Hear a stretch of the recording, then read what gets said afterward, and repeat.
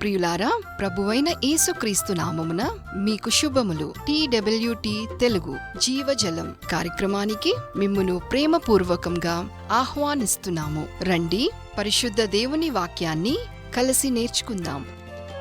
పరమందలి దేవా, పరిశుద్ధ ప్రభువా, యేసయ్యా స్తోత్రమయ్యా. నేరమెంచక మమ్ము చేర్చుకొంటివి, నేరమెంచక మమ్ము చేర్చుకొంటివి. పరిశుద్ధముగా జీవించమంటివి, పరిశుద్ధముగా జీవించమంటివి. పరమందలి దేవా, పరిశుద్ధ ప్రభువా, యేసయ్యా స్తోత్రం. ప్రియమైన రేడియో శ్రోతలు, వాక్యం వినటానికి ఆసక్తిగా కుటుంబ సమేతముగా రేడియోకు దగ్గరగా కూర్చున్నారని నేను నమ్ముతున్నాను. మీరందరూ క్షేమంగా ఉన్నారా? అనుదినము ప్రార్థన చేస్తున్నారా? ఈ రేడియో వర్తమానం ద్వారా ఆత్మీయ మేలు పొందుతున్న మీ కొరకు మేము ప్రార్థన చేస్తున్నాము. రేడియో ద్వారా జరుగుతున్నటువంటి సువార్త సేవ నిమిత్తమై మీరు తప్పక మీ కుటుంబ ప్రార్థనలో జ్ఞాపకం చేసుకోవాలని నేను మనవి చేస్తున్నాను. దేవుడు మిమ్మును మీ కుటుంబాలను దీవించునుగాక. రండి, దేవుని యొక్క వాక్యాన్ని నేర్చుకుందాం.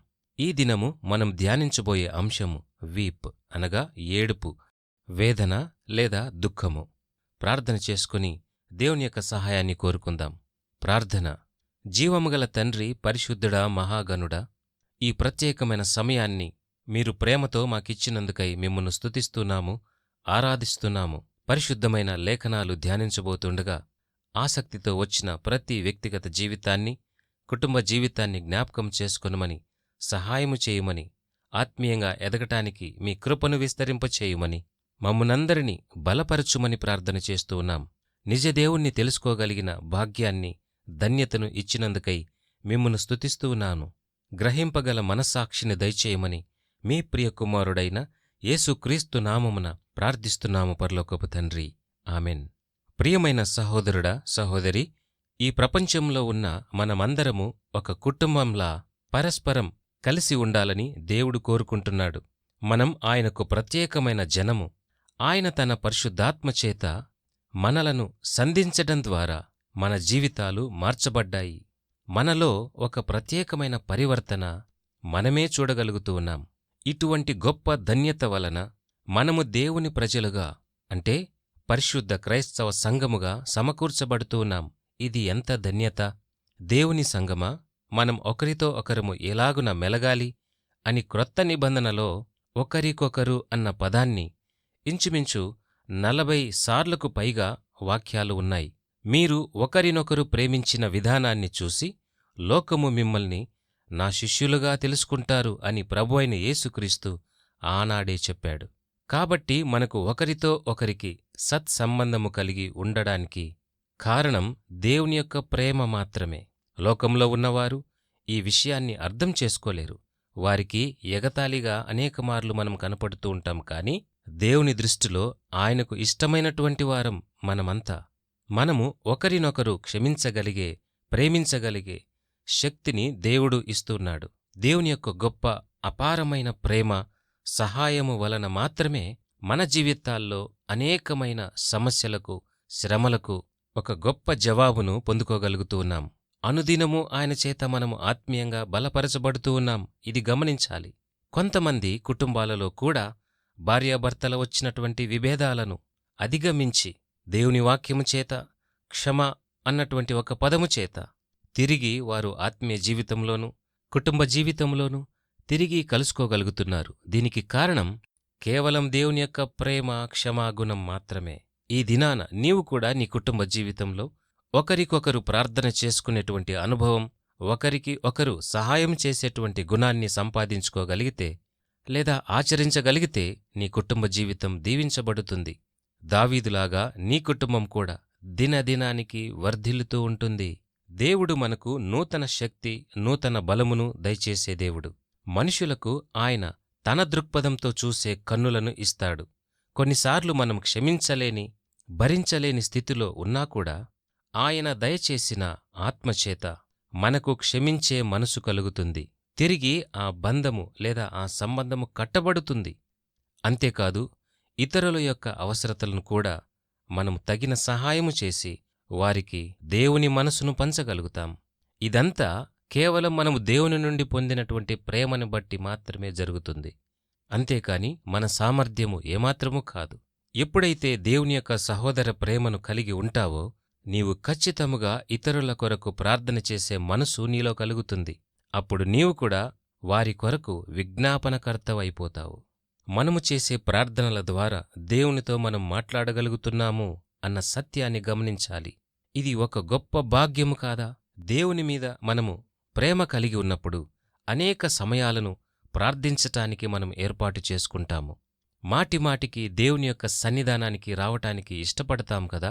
ఒక విషయాన్ని మనం గమనించగలిగితే, ఆత్మీయమైన కోణంలో చూడగలిగితే, మనలో ఉన్న ఆత్మ సజీవంగా ఉందని దాని అర్థం.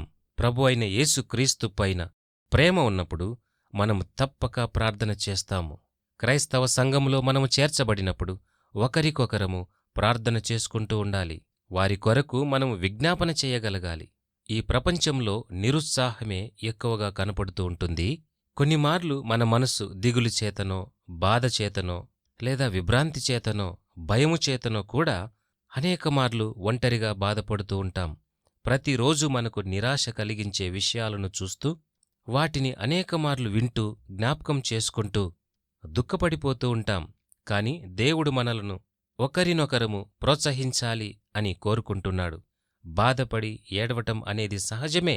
అటువంటి బాధలలో కూడా మనము నెమ్మదిగా ఉండేటువంటి శక్తిని దేవుడు మనకు అనుగ్రహిస్తున్నాడు. ఆయన మనతో ఉన్నాడని తెలుసుకోవాలని ఆశిస్తున్నాడు. మనం ఒకరినొకరం ప్రోత్సహించడమే కాకుండా పరిశుద్ధ గ్రంథంలో ఉన్న రోమీయులకు రాసిన పత్రిక 12వ అధ్యాయంలో అందరూ సన్నిహితంగా ఉండాలని ఆయన కోరుకుంటున్నాడు. రోమీయులకు రాసిన పత్రిక 12వ అధ్యాయాన్ని మనం చూడగలుగుతాం. పరిశుద్ధ గ్రంథాన్ని చదువుతున్నప్పుడు నాకు ఒక అలవాటు ఉన్నది. ఏదైనా ప్రాముఖ్యమైన విషయాన్ని నేను గమనించినప్పుడు లేదా చదివినప్పుడు ఇది నా కొరకే అని ఆ వచనాన్ని అండర్లైన్ చేసుకుంటూ ఉంటాను. ఈ అలవాటు కూడా మీరు చేసుకుంటే అది మీ ఆత్మీయ జీవితానికి సహాయపడుతుంది.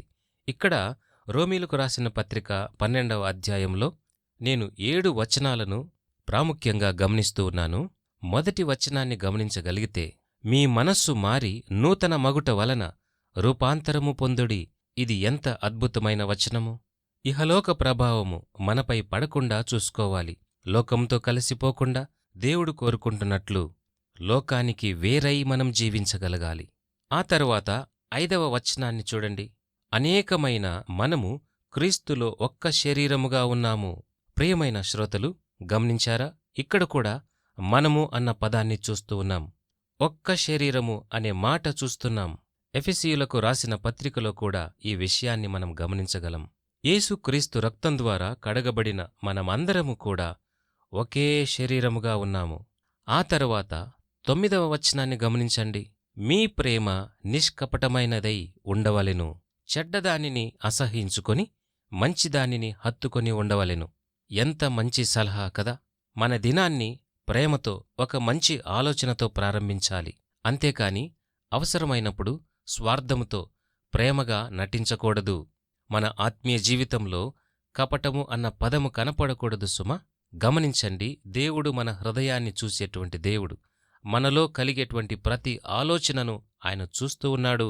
అందుకే మనం ఎప్పుడు కూడా ప్రతి దినము, ప్రతి సమయంలో నిజమైన దేవుణ్ణి కనపరచటానికి ప్రయత్నం చేస్తూ ఉండాలి. ఎవరికైనా క్షమించడంలో లేదా బంధాలను సరిచేయటంలో కష్టంగా ఉంటే వారు దేవుని దగ్గరికి వెళ్ళి ఆయన శక్తిని కోరుకోవాలి. ఆయన బలాన్ని పొందుకోవాలి. ప్రార్థన ద్వారా, వాక్యము చదువుట ద్వారా. అంతేకాదు, వాక్యాన్ని ధ్యానించుట ద్వారా కూడా మనము ఆత్మీయ శక్తిని పొందుకోగలము. అప్పుడు ఆయన మనకు నూతన హృదయాన్ని ఇస్తాడు. అప్పుడు మన ప్రేమ నిష్కపటమైనదిగా ఉంటుంది. రోమీయులకు రాసిన పత్రిక 12వ అధ్యాయము 10వ వచనంలో ఇలాగ ఉన్నది. గమనించండి. సహోదర ప్రేమ విషయములో ఒకరియందొకరు అనురాగము గలవారై ఘనత విషయములో ఒకనినొకడు గొప్పగా ఎంచుకొనుడి. ఈ వచనము క్రైస్తవ సంఘాలకు ఎంతో అవసరమైనది, ప్రాముఖ్యమైనది కూడా. ఇప్పుడు 18వ వచనాన్ని చూడండి. శక్యమైతే మీ చేతనైనంత మట్టుకు సమస్త మనుషులతో సమాధానముగా ఉండుడి. ఎంత మంచి వచనం! ఇది ఎంత మంచి మనస్తత్వాన్ని లేదా మానవత్వాన్ని సూచిస్తూ ఉన్నది.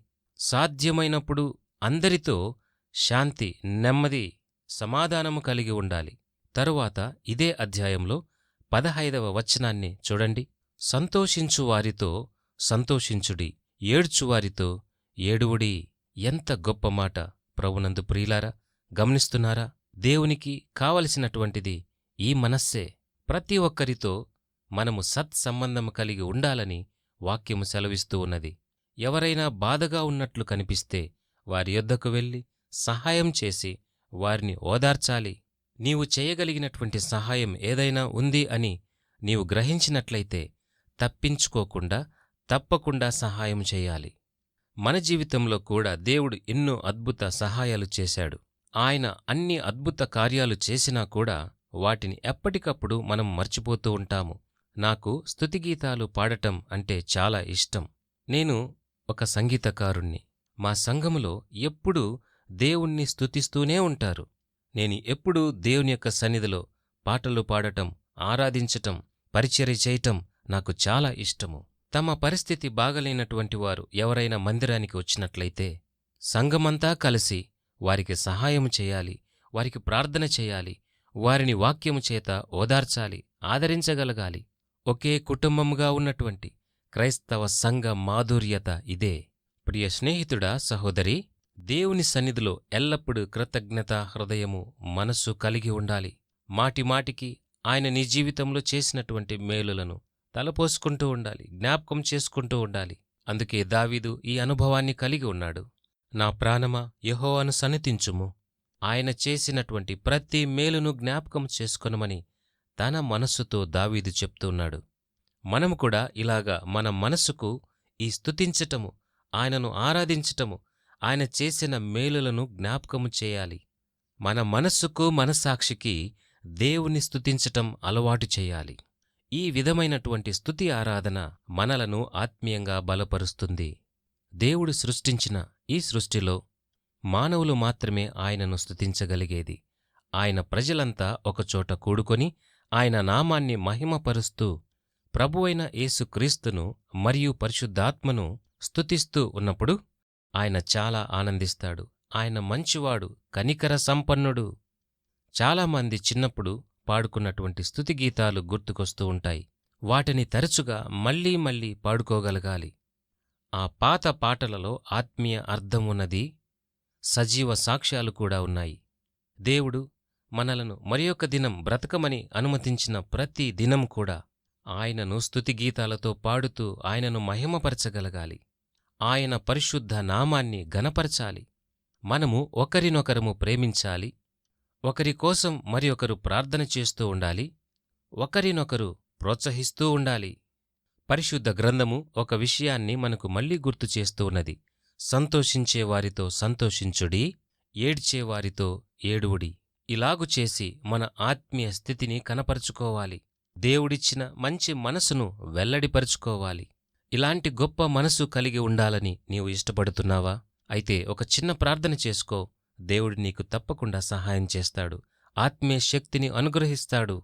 ఒక మంచి సాక్ష్యపు జీవితాన్ని, ఆత్మీయ జీవితాన్ని కలిగి ఉంటావు. అట్టి కృపను పరిశుద్ధాత్ముడు నీకు దయచేయునుగాక. ఆమెన్. వివరములకై మా ఇమెయిల్ listenersfeedback@gmail.com. వాట్సాప్ SMS కొరకు మా ఫోన్ నంబర్ 8523047990. పరిశుద్ధ దేవుడు మిమ్మును దీవించునుగాక. ఆమెన్.